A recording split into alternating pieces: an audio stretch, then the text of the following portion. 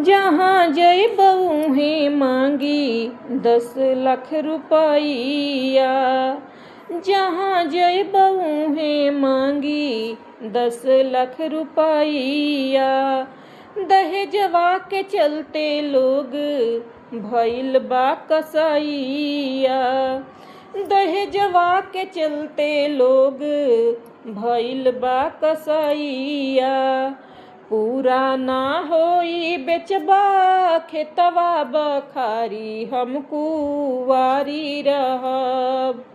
पूरा ना होई बेचबा खेतवा बखारी हम कुंवारी रहब।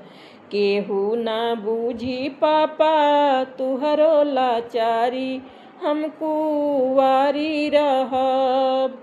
केहू ना बूझी पापा तुहरो लाचारी हम कुंवारी रहब।